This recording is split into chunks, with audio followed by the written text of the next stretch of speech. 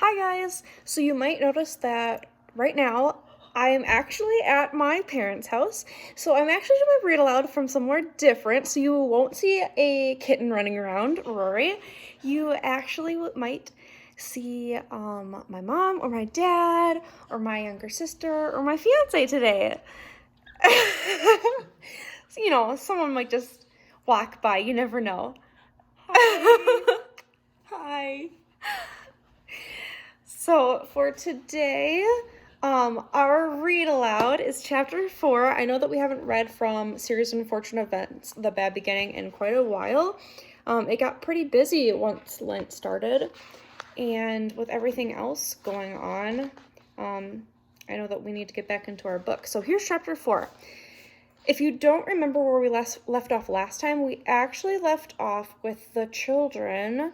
They were at Justice Strauss's library in her house, and they were looking up a type of recipe because Count Olaf and his theater friends were over for dinner, and that's what the 3 Baudelaire orphans had to do. And they made puttanesca sauce. So that was pretty interesting. We're going to start back on chapter 4, and on this page there's actually a little drawing, and it looks like a dead fish. So we'll have to figure out what that's all about. Okay, chapter 4. The Baudelaire orphans copied the puttanesca recipe from the cookbook onto a piece of scrap paper, and Justice Strauss was kind enough to escort them to the market to buy the necessary ingredients. Count Olaf had not left them very much money, but the children were able to buy everything they needed. From a street vendor, they purchased olives after tasting several varieties and choosing their favorites. At a pasta store, they selected interesting shaped noodles and asked the woman running the store the proper amount for 13 people. The 10 people Count Olaf mentioned, and the 3 of them. Then at the supermarket, they purchased garlic, which is a sharp-tasting bulbous plant, anchovies, which are small, salty fish, capers, which are flower buds of a small shrub and taste marvelous, and tomatoes, which are actually fruits and not vegetables, as most people believe. They thought it would be proper to serve dessert, and bought several envelopes of pudding mix. Perhaps the orphans thought if they made a delicious meal, Count Olaf might be a bit kinder to them. "Thank you very much for helping us out today," Violet said, as she and her siblings walked home with Justice Strauss. "I don't know what we would have done without you." "You seem very intelligent for such young people," Justice Strauss said. "I dare say you would have thought of something, I'm sure. But it continues to strike me as odd that Count Olaf has asked you to prepare such an enormous meal. Well, here we are. I must go inside and put my own groceries away. I hope you children will come over again soon and borrow books from my library." "Tomorrow?" Klaus said quickly. "Could we come over tomorrow?" "I don't see why not," Justice Strauss said, smiling. "I can't tell you how much we absolutely appreciate this," Violet said carefully. With their kind parents dead, and Count Olaf treating them so abominably, the 3 children were not used to the kindness from adults, and they weren't sure if they were expected to do anything back. "Tomorrow, before we use your library again, Klaus and I would be more than happy to do household chores for you. Sunny isn't really old enough to work, but I'm sure we could find something that she could do to help." Justice Strauss smiled at the 3 children, but her eyes were very sad. She reached out a hand and put it on Violet's hair, and Violet felt more comforted than she had in some time. "That simply won't be necessary," Justice Strauss said. "You are always welcome in my home." Then she turned and went into her home, and after a moment of staring after her, the Baudelaire orphans went into theirs. For most of the afternoon, Violet, Klaus, and Sunny cooked the puttanesca sauce according to their recipe. Violet roasted the garlic and washed and chopped the anchovies. Klaus peeled the tomatoes and pitted the olives. Sunny banged on a pot with a wooden spoon, singing a rather repetitive song that she must have written for herself. And all 3 of the children felt less miserable than they had since they've arrived at Count Olaf's. The smell of the food cooking is often a calming one, and the kitchen grew cozy as the sauce simmered, a culinary term which means cooked over low heat. The three orphans spoke of pleasant memories of their parents, and about Justice Strauss, who they agreed was a wonderful neighbor, in whose library they planned to spend a great deal of their time. As they talked, they mixed and tasted the chocolate pudding. Just as they were placing the pudding in the refrigerator to cool, Violet, Klaus, and Sunny heard a loud, booming sound as the front door was flung open, and I'm sure I don't have to tell you who was home. "Orphans," Count Olaf called in his scratchy voice. "Where are you, orphans?" "In the kitchen, Count Olaf," Klaus called. "We're just finishing up dinner." "You'd better be," Count Olaf said, and strode into the kitchen. His eyes gazed on all three Baudelaire children with his shiny, shiny eyes. "My troop is right behind me, and I'm very, very hungry. Where is the roast beef?" "We didn't make roast beef," Violet said. "We made puttkaneska sauce." "What?" Count Olaf asked. "No roast beef?" "You didn't tell us you wanted roast beef," Klaus said. Count Olaf slid towards the children so that he looked even taller than he was. His eyes grew even brighter, and his one eyebrow raised in anger. "In agreeing to adopt you," he said, "I have become your father, and as your father, I'm not someone to be trifled with. I demand that you serve roast beef to myself and my guests." "We don't have any," Violet cried. "We made puttkaneska sauce." "No, no, no, no," Sunny shouted. Count Olaf looked down at Sunny, who had spoken so suddenly. With an inhuman roar, he picked her up in one straggly hand and raised her so that she was staring at him in the eye. Needless to say, Sunny was very frightened and began crying immediately, too scared to even try to bite the hand that held her. "Put her down immediately, you beast!" Klaus shouted. He jumped up, trying to rescue Sunny from the grasp of the Count, but he was holding her far too high to reach. Count Olaf looked down at Klaus and smiled a terrible, toothy grin, raising the wailing Sunny up even higher in the air. He seemed about to drop her to the floor when there was a large burst of laughter in the next room. "Olaf! Where's Olaf?" voices called out.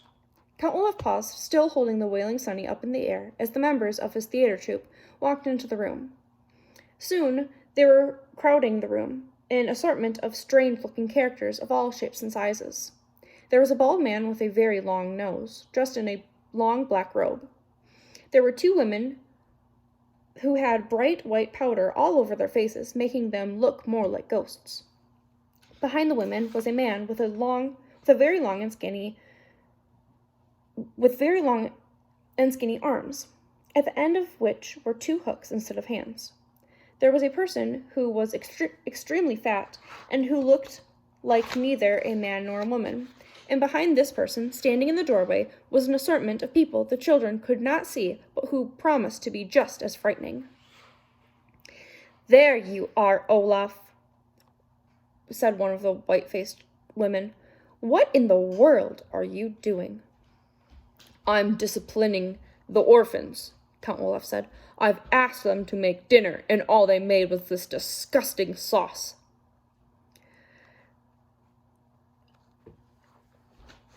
You can't go easy on them children," the man said with the hooked hands. "They must be taught to obey their elders." The tall, bald man peered at the youngsters.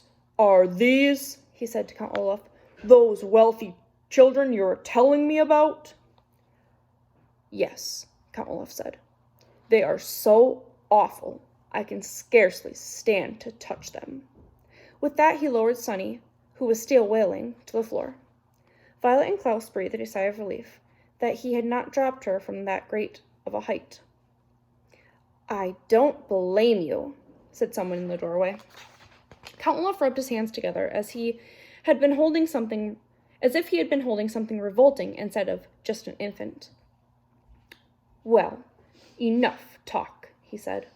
"I suppose we will eat their dinner, even though it is all wrong. Everyone, follow me into the dining room. I will pour us some wine. Perhaps by the time these brats serve us, we won't care if there's roast beef or not." "Hooray!" cried the several members of the troop, and they marched through the kitchen, following Count Olaf into the dining room. Nobody paid a bit of attention to the children, except for the bald man, who kept staring at Violet in the eye. "You're a pretty one," he said, taking her face in his rough hands. "If I were you, I would try not to anger Count Olaf, or he might wreck that pretty little face of yours." Violet shuddered, and the bald man gave a high-pitched giggle and then left the room. The Baudelaire children, alone in the kitchen, found themselves breathing heavily, as if they had just run a very long distance. Sunny continued to wail, and Klaus found that his eyes were wet with tears as well. Only Violet didn't cry, but merely trembled with fear and revulsion, a word here which means an unpleasant mixture of horror and disgust. For several moments none of them could speak. "This is terrible, terrible," Klaus said finally. "Violet, what can we do?" "I don't know," she said. "I'm afraid." "Me too," Klaus said. "Hawks," Sunny said, which was something that she simply said when she stopped crying. "Let's have some dinner," someone shouted in the dining room, and the theater troupe began pounding on the table in strict rhythm, which was an exceedingly rude thing to do. "We'd better serve the puttkaneska," Klaus said, "or who knows what Count Olaf will do to us." Violet thought of what the bald man had said about wrecking her face and nodded.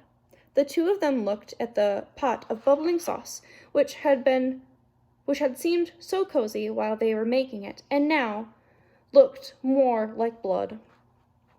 Then, leaving Sunny behind in the kitchen, they walked into the dining room, Klaus carrying a bowl of the interestingly shaped noodles, and Violet carrying the pot of puttkaneska sauce, and a large ladle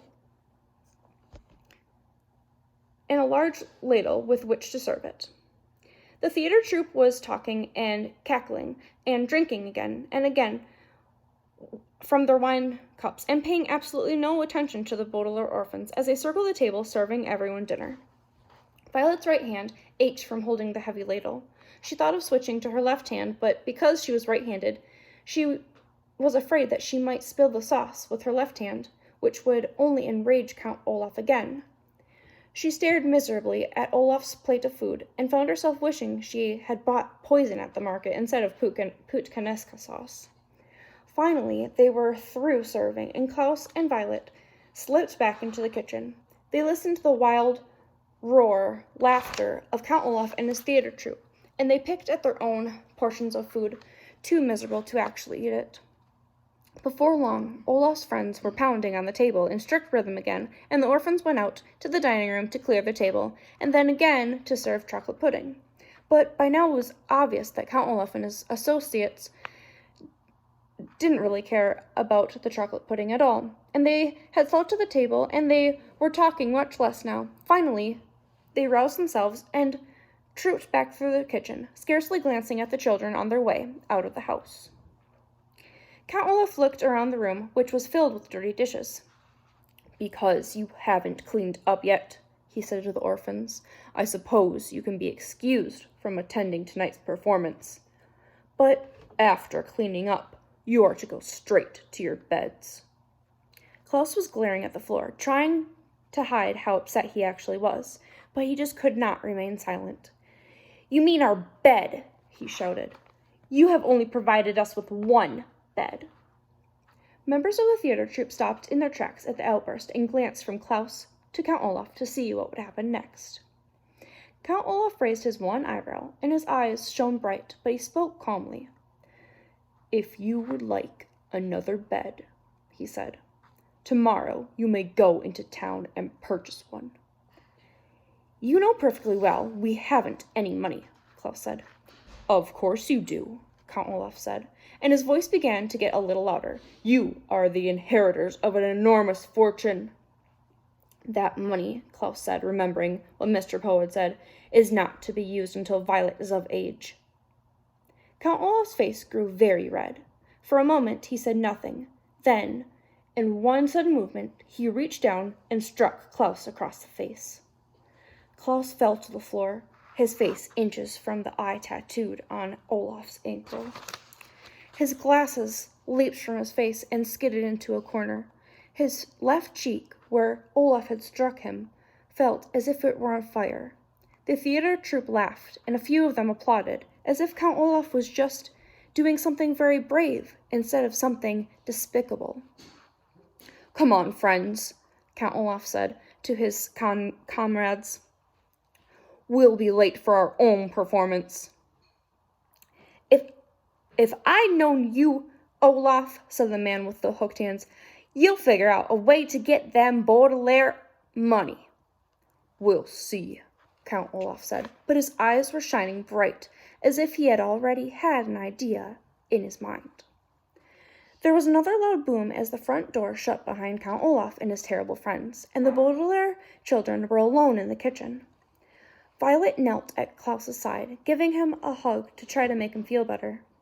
Sonny crawled over to his glasses, picked them up, and brought them to him.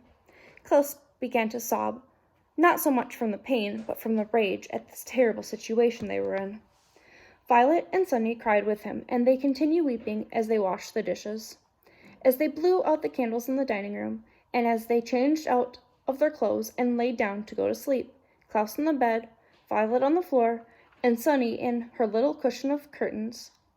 The moonlight shone through the window, and if anyone had looked into the Baudelaire orphan's bedroom, they would have seen 3 children crying quietly all night long until they fell asleep.